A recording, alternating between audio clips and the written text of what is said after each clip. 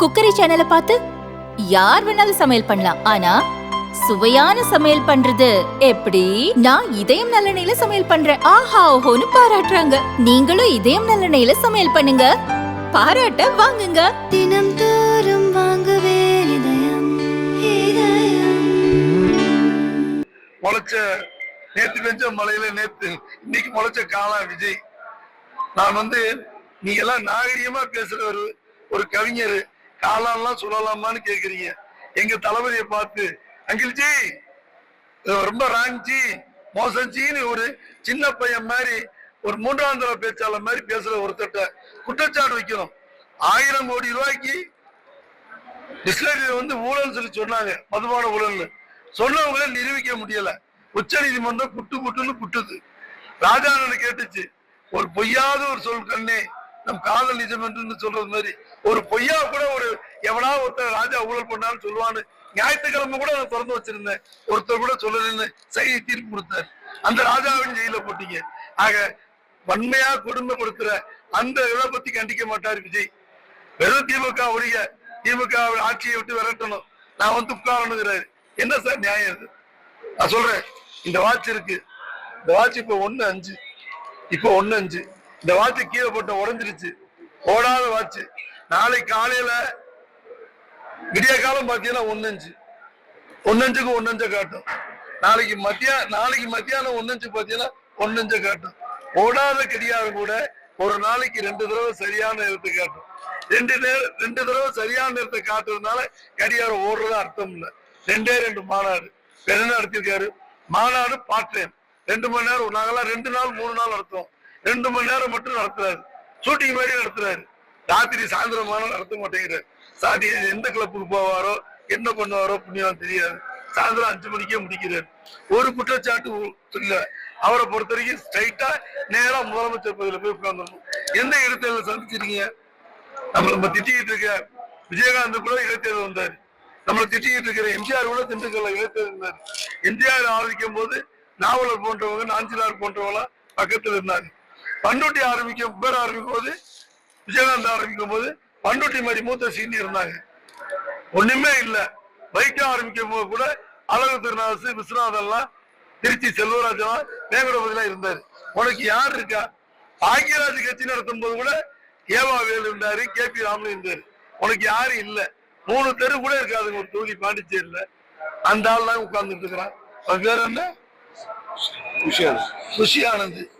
அந்த புஷிங்கிற ஆனந்த் தமிழக வெற்றிக்கலம்னு வச்சுக்கிட்டு பாண்டிச்சேரியில இருந்து புஷின்னு ஒரு ஊர் பேரு. பாண்டிச்சேரியில இருந்து ஒருத்தரை கொண்டாந்து தமிழ்நாட்டுல கொண்டாந்து போடுறான். அதுக்கு பேரு தமிழக வெற்றிக்கலமா. தமிழ்நாட்டுல ஆள் இல்லையா? அவன் ஒரு 3 வார்டுக்கு ஒரு MLA அந்த காலத்துல இருந்த ஜாதி படத்துல வந்திருப்பான். அடுத்த வேலை செய்யல தோத்து போயிட்டான். அவனை வச்சுக்கிட்டு அவன் வழிகாட்டுவானா? இல்ல சொரண்டல் நாட்டி சீட்டு வச்சுட்டு ஊழல் பண்ணிட்டு இருக்கிற மாட்டின்னு, அவனுக்கு சொரண்டை தவிர எதுவும் தெரியாது. சொரண்டா ஒரு காசு,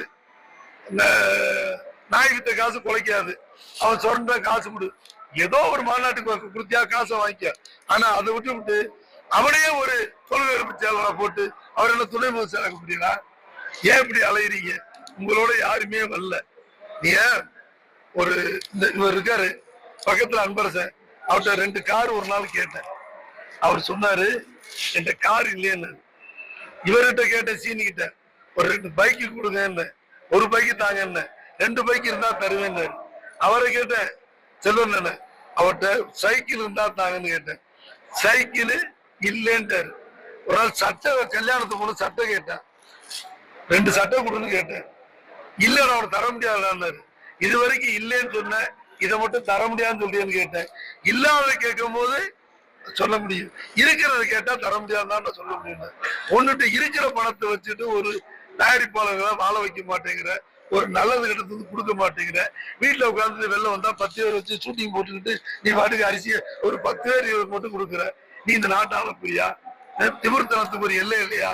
ஆக சமீபத்தில் நடத்தின விஜய் கூட்டம் என்பது கூடி கலந்த கூட்டம். ரசிகர்களை பாக்குறது உன்ன மாதிரி 10 மடங்கு நடத்தலாம். எங்க ஆந்திராவுல சிரஞ்சீவி ஆளே இல்லாம போயிட்டான், அட்ரஸ் இல்லாம போயிட்டு, கட்சியே காணும்.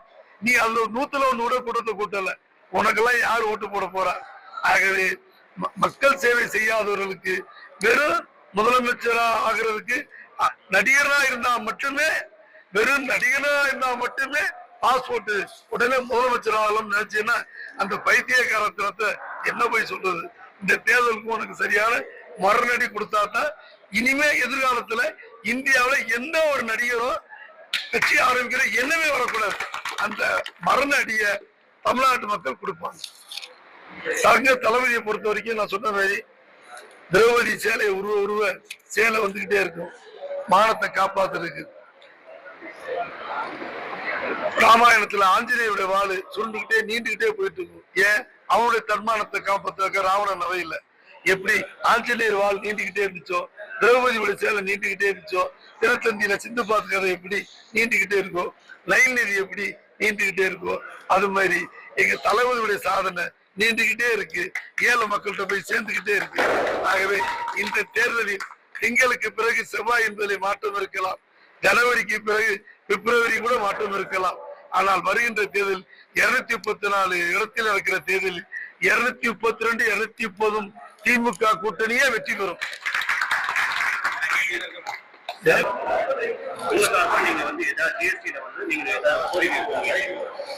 8 வருஷமா ஜிஎஸ்டி போட்டு பதக்கி எடுத்துட்டான் மனுஷன். இது எப்படி? நான் ஒரு கழுத மேல 3 மூட்டை இருந்துச்சான், துணி வைக்க போகும்போது கழுத ரொம்ப சிரமப்பட்டுச்சான், கொஞ்சம் வீட்டை குறைன்னுச்சான். அது தூக்குறேன்னு பார்த்து இன்னும் 2 மூட்டை தூக்கி வச்சானா, 3 மூட்டை இப்ப 5 மூட்டை ஆயிடுச்சா.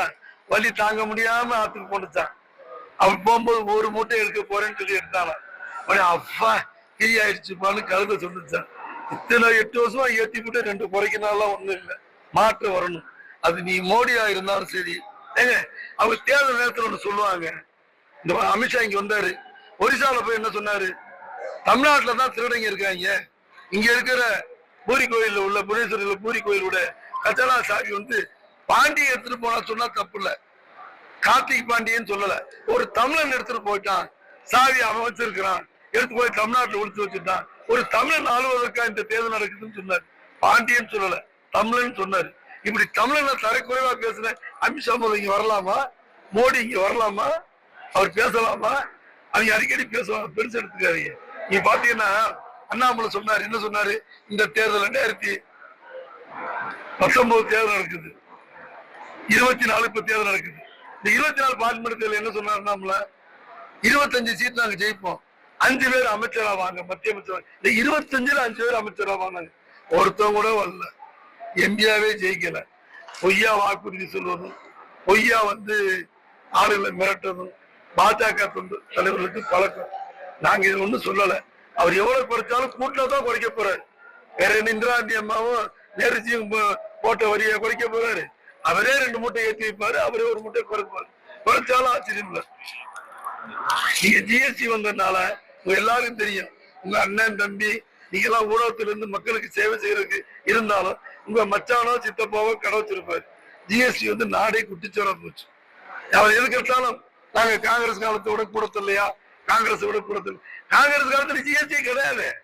அன்றைக்கு இன்கம் டாக்ஸ்ல வந்துச்சு போனா வேற ஏதாவது துறையில வந்திருக்கு, அதை வச்சு அவன் கொடுத்தான். இன்னைக்கு அப்படி இல்லையே, நீங்க ஜிஎஸ்டி நீங்க அள்ளிட்டு போயிட்டீங்களே, இதையும் காங்கிரஸை ஒப்பிடவே கூடாது. ஆகவே என்ன பண்ணாலும் சரி, கண்கட்ட பிறகு சூரிய நமஸ்காரம்பாங்க.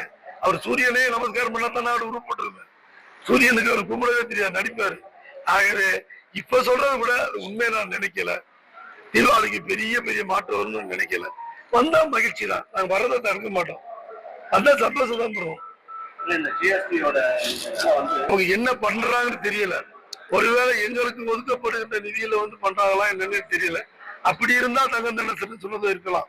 ஆனா மொத்தத்துல ஜிஎஸ்டியே இல்லாட்டி நாங்க எல்லாரும் சாமி வச்சு கும்பிடுவோம், தேங்காய் உடைச்சு கும்பிடுவோம்.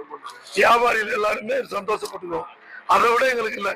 எனக்கு முத புள்ள ஆம்பளை புள்ள பிறந்தா என்ன சந்தோஷப்படுவேனோ அதை விட சந்தோஷமா சொல்றது ஜிஎஸ்டி இல்லைன்னு சொன்னா. வரி வசூல் கல்வியா அந்த மாநிலத்தில் கொடுத்துருங்க, குழப்பாதீங்க. வரியா அந்த மாநிலத்துக்கு எங்களை போட்டு திணிக்காதீங்க, எங்களை கஷ்டப்படுத்தாதீங்க. அப்புறம் தமிழருக்கு தனி நாடு சொல்லி கேட்டால அது தப்புன்னு நம்ம சொல்றோம்ல, அவன் பக்கம் நியாயத்தை அதிகமா நீங்களே சேர்த்து விட்டுறாதீங்க. ஆகவே நீங்க வந்து ஒரு அளவு தான் பண்ணணும்.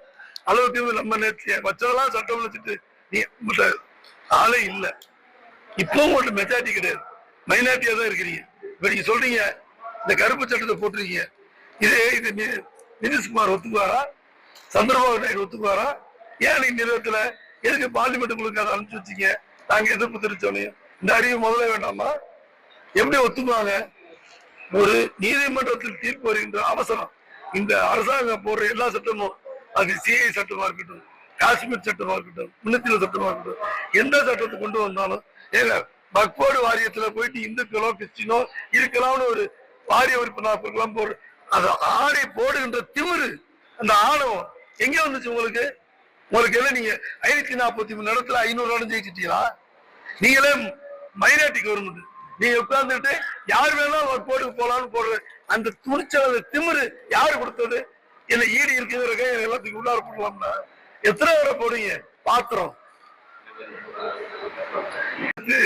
முளைச்ச நேத்து பெஞ்ச மலையில நேத்து இன்னைக்கு முளைச்ச காலம் விஜய். நான் நீங்க எல்லாம் நாகரிகமா